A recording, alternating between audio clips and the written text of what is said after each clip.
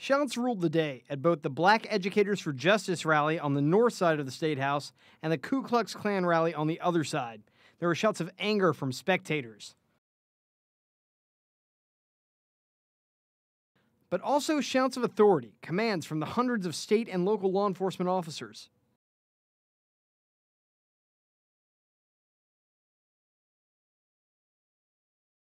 Law enforcement kept the peace by getting between supporters of the Black Educators for Justice and the KKK. Spotters watched from the State House roof, and a few arrests were made as fights broke out and protesters threw bottles in the crowd. But among the tense standoffs were a select few, trying to cool heads off.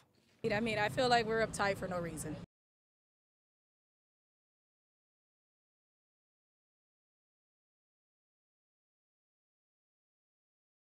Will Whitson, WIS News 10.